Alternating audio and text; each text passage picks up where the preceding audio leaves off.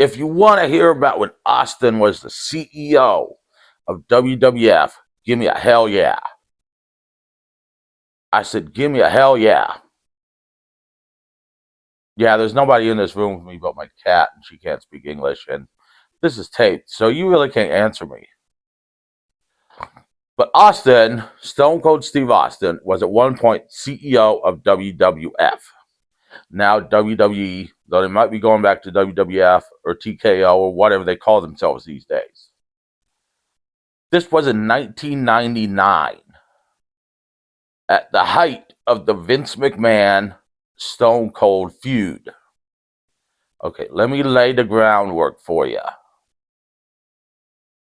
Vince McMahon had been feuding with the Ministry, and they'd went to sacrifice Stephanie, though Stone Cold saved her. But then Vince McMahon revealed himself as the higher power of the Ministry, telling The Undertaker what to do. Now, this didn't sit well with Linda and Stephanie, who then decided that since Vince McMahon was going to use his daughter as a pawn in his battle against Stone Cold Steve Austin, that they need to get back at Vince and Shane by giving Stone Cold their 50% of the ownership of the WWF, making him the new CEO of the WWF. Now, this, needless to say, did not sit well with Vince McMahon, and we had a segment called Stone Cold's First Day at the Office, which was hilarious. Now, of course, Stone Cold's not wearing a suit and tie. He is wearing his blue jeans, his boots, and his vest. No shirt.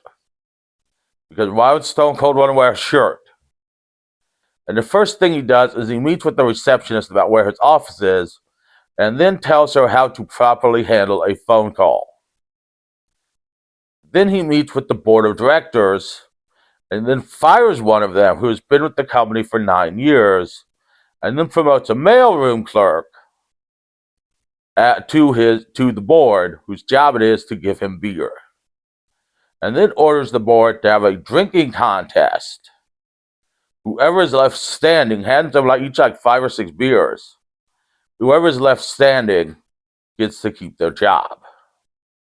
Now, this is Busch Light. I mean, you think Vince would spring for some good beer, but no, he's handing them Busch Light. He then goes to the head of human resources, tells her to get him some beer, and has this guy quote what Austin 3:16 says, which gives him some swagger. That guy then takes him down to accounting, where Austin tells the accountant to take some zeros off Vince's salary and put on Mick Foley's, and to erase Shane's salary and make that the beer budget. He then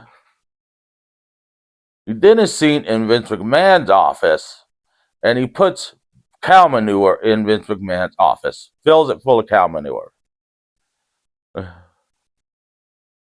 Needless to say, this whole sketch did not make Vince happy. So Stone Cold and Vince decide to make a match. A 100% control of WWF match at King of the Ring 99 for 100% control of the WWF. Vince and Shane versus Stone Cold. Now, I could not find this actual match on YouTube. If you have a link, share it. I did not want to go to the pay-per-view on the WWE Network and fast forward to the main event of the pay-per-view. I thought that was just too much work to watch the match.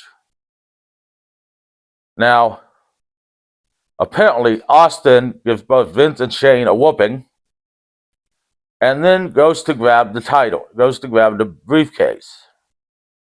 But the briefcase raises up on Vince McMahon's order, and then Vince climbs the ladder and gets into a slugfest with Austin, at which top point Shane knocks the ladder over and then climbs the ladder to get the briefcase, ending Austin's reign as CEO. I remember this angle as watching it live. It was hilarious. And the segment with Austin as CEO in the WWF headquarters is still hilarious to watch. It's a little sexist with him telling the head of HR to go get him beer. But it is hilarious to watch. It is on YouTube. I watched it twice heading up for this video. It is hilarious. The match, Vince takes some good bumps because this is when he was in the good bumper. He was a good bumper in '99. And Shane always took some good bumps.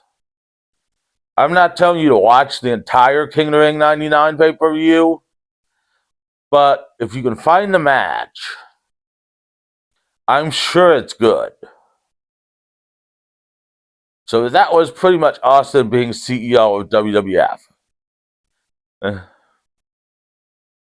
It led to a hilarious segment, and later on it would lead to Fully Loaded with Austin and The Undertaker with a First Blood match, where Austin beat Undertaker and banished Vince McMahon.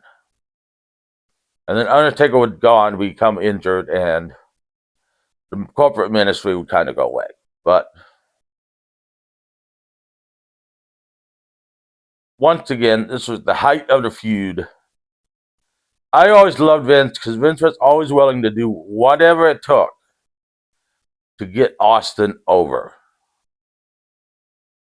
And that's what you gotta love about Vince McMahon during the Austin Vince feud. He did whatever it took to get Austin over.